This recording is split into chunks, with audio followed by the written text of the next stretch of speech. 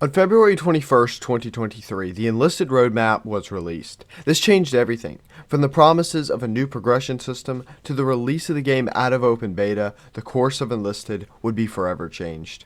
Hi guys, welcome back to SuperSteel Gaming. This is still already here, and today I want to talk about 5 things that have to happen if the new Enlisted wants to be successful. If you enjoyed this video, please hit that like button and please hit that subscribe button, and don't forget to leave me your thoughts down in the comments below.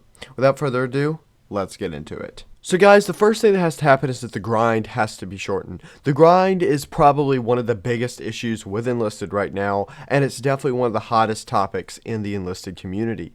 The main reason is it's too long and it's too repetitive. There's very little you get in between unlocking levels, and it just takes an incredible amount of time to go through those levels.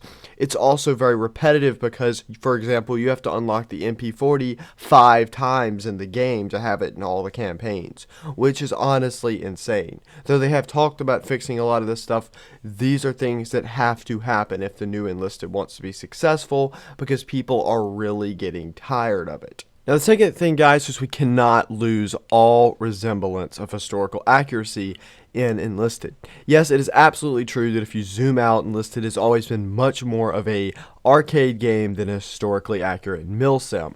But nonetheless, I think the historical dynamic that Enlisted does have is very important, because I think a lot of people play the game because it is a free, semi-arcade, semi-historically accurate game, and I think a lot of people like that. So I really don't think that Enlisted needs to lose all of its historical accuracy. Now, I'm completely in support of us moving away from it in the short term, especially if it helps the game. But as the new Enlisted comes out and we begin to address more issues and things like that, I hope we begin to push it more back to the middle and at least balance it out a little bit, because I really don't think losing all the historical accuracy in Enlisted is in the game's best interest. Now guys, the third thing is not critical and doesn't need to happen as soon as the new Enlisted releases, but we need a lot more customization options. And the reason for this is because once we have all the factions being combined into singular armies, I think people are going to want to do a lot more customization to the squads they have.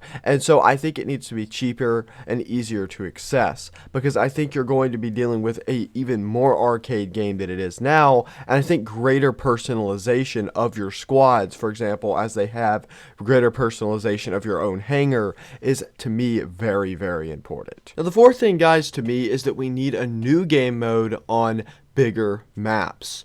Okay, right now we have one main game mode, which is squads, which is fine, it is very enjoyable. But I think we need a more hell let loose style, still with squads, but on much larger scale, meaning that we have longer battles and much, much larger maps. I think this is very important because a lot of people enjoy this, and I think right now these little bitty battles are good to have people who are just completely casual and don't have an hour to spend, but I also think it would be very, very enjoyable to get a game mode like this in the near future. Now the fifth and final thing, guys, is to me probably the most important thing in this video, and that's that the devs have to quit trying to monetize everything. It is fine in a free-to-play game to have monetization around the edge, such as a premium accounts, a premium squads, a premium battle pass. That is completely okay because they have to have money to keep the game going. But they cannot try to squeeze a purchase into every single thing. A prime example is the Airborne Forces update. The main focus of that update was paratroopers, and they locked the only paratroopers in the game for those campaigns behind a literal $60 paywall. That is absurd, guys, completely absurd.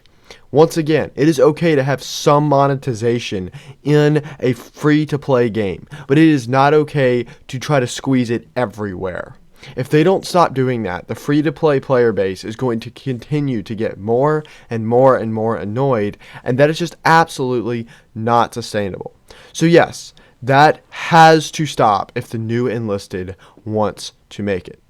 Thank you guys for watching. If you enjoyed this video, don't forget to hit that like button, and please leave me your comments down below. What do you think Enlisted needs to make it? And do you think Enlisted can make it? Also, don't forget to subscribe And don't forget to check out this video right here where I ask the question, is Enlisted dying? Thank you so much for watching, guys. This is Stilo signing off. I'll see you in the battlefield, soldier.